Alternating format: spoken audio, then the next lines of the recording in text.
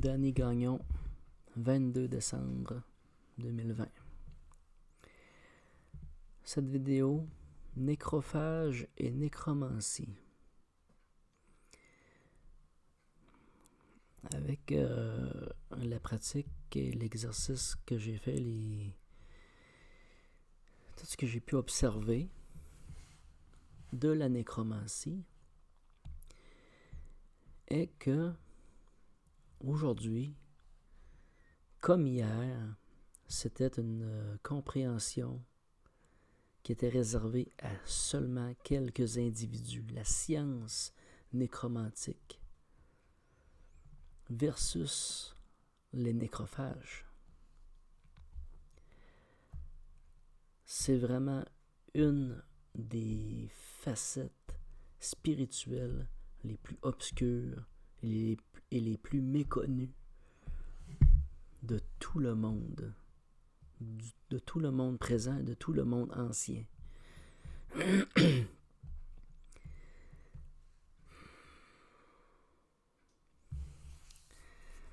Dans notre vie présente, il y a des êtres nécrophages. Une grande partie de ces êtres nécrophages sont soit des prédateurs ou des insectes prédateurs aussi. Et les insectes sont plus anciens que nous et ils ont une science nécromantique appliquée, vivante. Ce sont des nécromanciens, ils appliquent la nécromancie au quotidien. Observer des insectes, c'est un peu observer la nécromancie.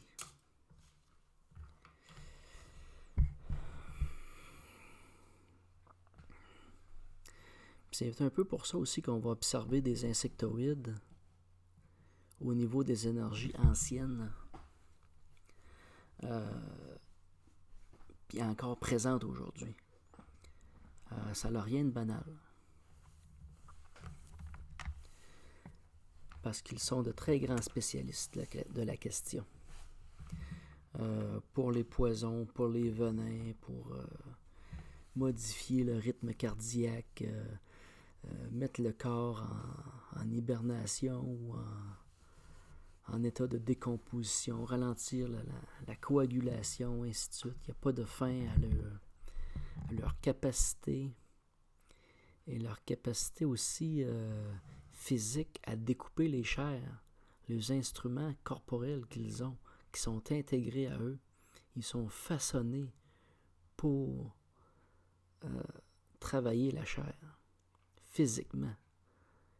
Ils ont leurs couteaux, leurs instruments, leurs poisons.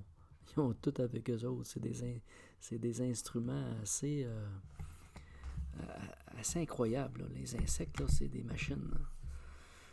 Puis l'homme, le corps humain, a la dimension pour juste se dégager à peine de cette... de ce monde, parce qu'on serait un peu plus petit, puis on serait beaucoup plus vulnérable aux insectes. Il y a des gens qui vont mourir d'une piqûre, il y a des gens qui vont réagir au poison ou au venin. Et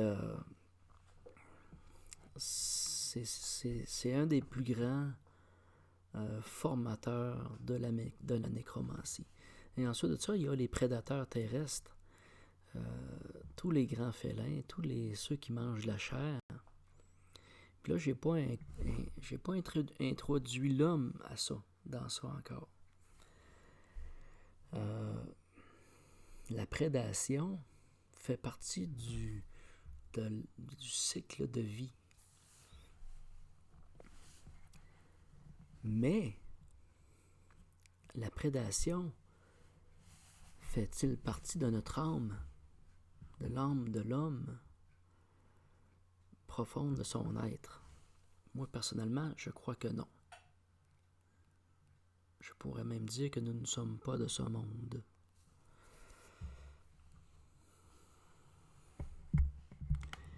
Le lien éthérique créé par la pratique nécrophage est un lien de fusion, d'intégration. C'est une communion dans la chair. Il faut considérer aussi que la personne, ou pas la personne, mais l'entité qui mange, va manger la viande morte, pas forcément vivante. Si tu regardes les renards, si tu regardes les animaux dans la nature, ce qu'ils vont faire, ils vont faire mourir leur proie, ils vont aller l'enterrer, ils vont laisser les bactéries faire leur œuvre, ils vont la faire chauffer, puis après ça, ils vont la consommer. Puis beaucoup de nécrophages font ça.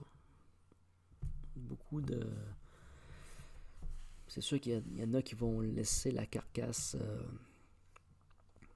pas trop vieillir, puis quand elle devient trop putrifiée, il la laisse là, il la laisse vraiment au charognard. Alors, je vais vous donner un exemple. J'ai écouté une vidéo sur un reportage sur les Inuits et le caribou, et c'était une femme qui parlait de son expérience de toute sa vie. Ça fait partie de leur vie. La chasse au caribou, le caribou. Et quand elle termine sa vidéo, elle finit en disant: il y a un lien de chair. Le caribou fait physiquement partie de moi et son âme est liée pour toute ma vie à mon être. Et elle le dit de façon consciente. Ils sont conscients de l'action qu'ils posent. Ils sont conscients du lien éthérique qui a été créé. Pour eux autres, c'est une grande richesse. C'est un privilège de faire ensemble avec le caribou. Et c'est normal. C'est leur culture. Et tant et aussi longtemps que c'est fait de façon respectueuse, c'est parfaitement correct. Et c'est ce qu'il faut comprendre, nous, société moderne. Nous avons des élevages de production animale massive que nous sacrifions de façon massive. Il y a des animaux qui ne voient jamais le jour, qui vont être dans des bâtiments du début de leur vie jusqu'à la fin de leur vie. Notre conscience de la chaîne alimentaire de la chair pour les nécrophages est une amnésie collective. C'est une célébration de l'amnésie. Nous ne voulons pas savoir comment il est tué, comment est-ce qu'il vit. On veut juste savoir comment est-ce qu'il goûte, puis à quel prix. Pour ceux qui mangent de la viande, qui sont à l'aise avec ça, il faut comprendre qu'il y a un lien éthérique, il y a un lien direct qui est créé. Et pour toute la vie. Donc, il se crée une fusion entre le nécrophage et sa proie. Il se crée une fusion éternelle. Quand elle est en équilibre et harmonieuse, ça passe. Ça passe. J'ai pas de problématique au niveau des âmes à ce qu'il y ait des gens qui aient mangé de la chair ou qui n'en aient pas mangé.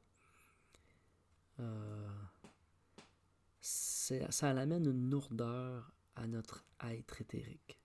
Ça l'amène une lourdeur une densité à notre état de conscience. Même si on veut faire les amnésiques, puis on veut pas voir ce qui se passe dans un abattoir, puis on veut pas voir ce qui se passe du début à la fin de la chaîne. La responsabilité reste là. Autant pour le consommateur que le producteur, que le commanditaire. Je parle de toute la chaîne, je parle du transporteur, je parle de tous les gens qui vont affluer dans l'exercice. Ils vont être tous considérés dans la balance dans ça, en faisant partie d'un système. Même si tu es végétarien, si tu conduis le trailer qui amène les animaux à l'abattoir, tu as un lien. Tu as un lien éthérique avec ces animaux-là.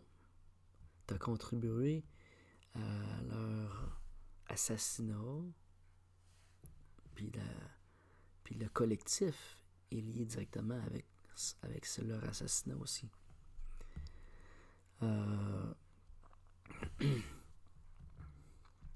Ça devient donc un boulet. Ça devient un boulet... quand on dit... Si je me ramène à la conscience des Égyptiens, que pour monter vers la droite, il faut être léger comme une plume, ça fait partie du cas d'être léger comme une plume, d'être en paix, être en conscience, être libéré, ne pas avoir de tourment. Et ça, c'est extrêmement important. Puis manger de la chair de façon inconsciente, c'est pas parce que tu es un abruti que tu n'en auras pas de séquelles.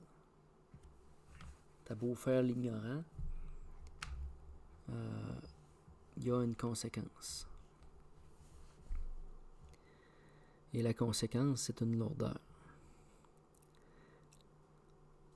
Par contre, il y a un lien qui se crée avec les êtres.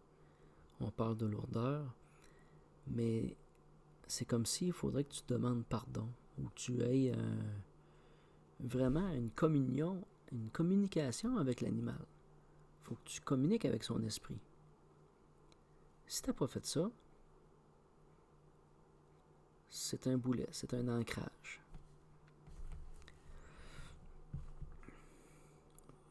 Commettre la mise à mort.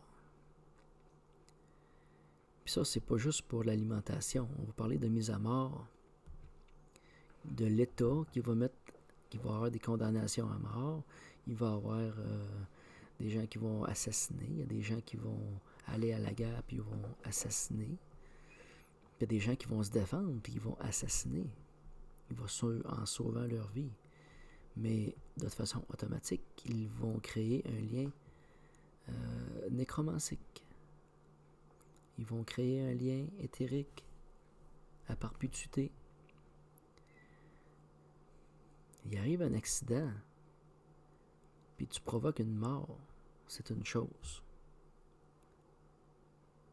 L'état des faits est toujours inscrit. C'est pas de quoi qui est caché. Et quand c'est un accident, c'est un accident. Et comment je pourrais dire ça? La volonté d'assassiner, de mettre à mort un être vivant, a des conséquences. On rentre dans une compréhension de la nécromancie qui n'est pas décrite au jour d'aujourd'hui par l'Église actuelle et passée. Parce que dans la nécromancie, on considérait les gens qui avaient des dons de voyance comme des nécromanciens. Parce qu'ils contactaient, ils jasaient avec les morts. Puis c'est pas une pratique nécromantique. Il y a une différence entre communiquer avec des normes et des morts, puis avoir une pratique nécromantique. Parce que les chrétiens, dans le temps de l'Inquisition, ce qu'ils ont fait, c'est qu'ils ont fait un ménage de tous les gens qui avaient une capacité à dévoiler les secrets, à aller au-delà des apparences. Il y avait une façon d'aller chercher l'information en dehors de ce qu'eux autres donnaient comme information. L'information venait de l'Église et ne pouvait pas venir d'ailleurs. Et la pratique nécromantique n'est pas de parler avec des morts, puis n'est pas d'avoir des dons de voyance. Parce que de toute façon, ceux qui vont utiliser leur capacité pour prédire l'avenir vont se rendre compte que ça marche pas comme ça, puis que c'est un don qui peut leur être retiré s'ils en font pas bon usage.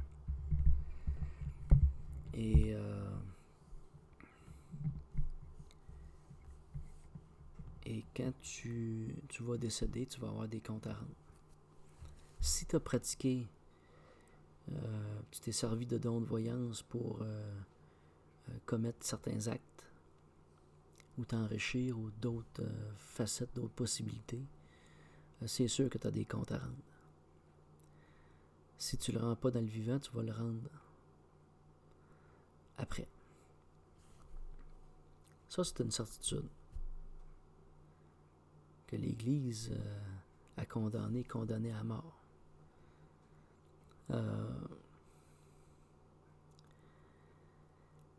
La pratique primordiale de la nécromancie vient de l'emprisonnement des âmes par des actions d'atrocité et de non-conformité à la vie. Il y a eu des périodes anciennes où il y a eu des torturés, des sacrifiés et des actions sombres, noires, volontaires pour corrompre des âmes. Des âmes ont été corrompues pour être cassées, brimées, ils ont fait vivre des souffrances à des âmes pour créer des énergies négatives oppressives.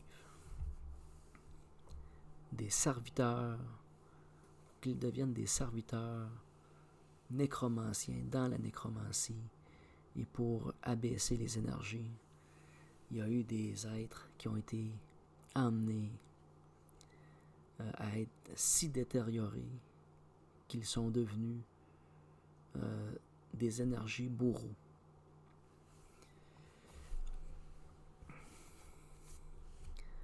Par pratique nécromantique obscure.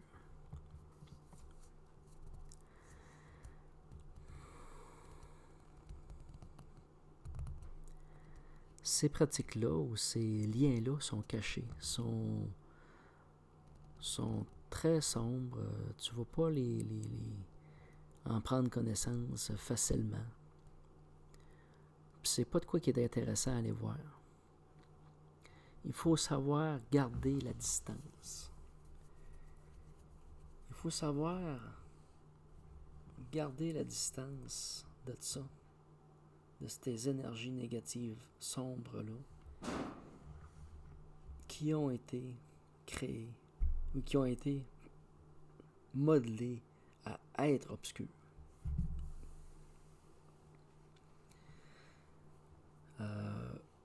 Donc, ces énergies-là, au départ, avaient des capacités, des droits, puis ils ne les ont pas forcément perdus. Oui, il y en a qui les ont perdus, mais il y en a d'autres qui ça ne les a pas été enlevé. Parce qu'ils ne sont pas passés. Ils ne se sont pas rendus à la source. Parce que les liens dans la mort, le fait que tu sois fusionné avec d'autres énergies, ne passe pas.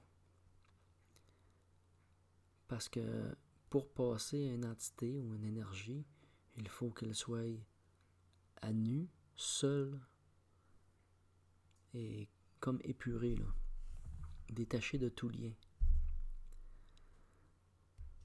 C'est comme si un assassin devient une âme errante tant qu'elle n'a pas réglé son cas avec les personnes à qui il a fait du tort. Autant qu'on peut vivre d'une façon harmonieuse, être dans la lumière, être en haute fréquence, est une bonne chose, que pour ceux qui sont dans le négatif, de commettre des atrocités devient un sommet opposé.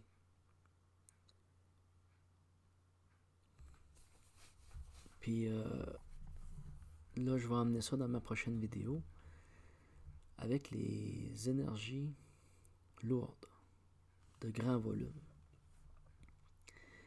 Et pour la partie actuelle, nécrophage et nécromancie, c'est une des principales sources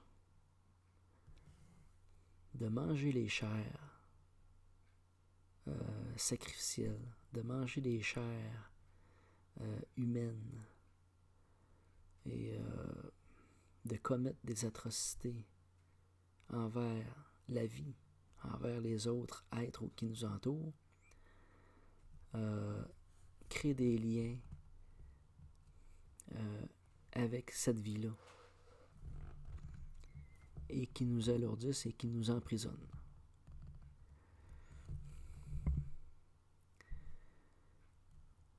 Il y a eu dans la période de l'histoire des guerres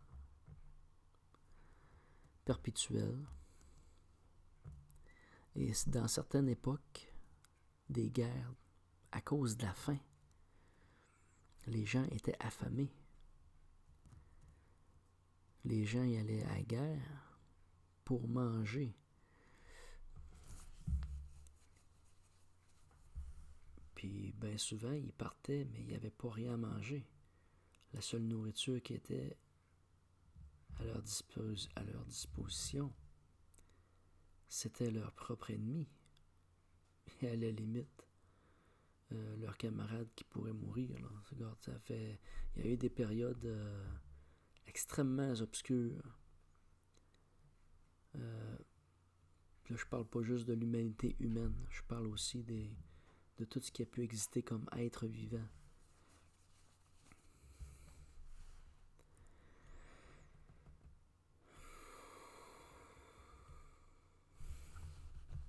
Alors,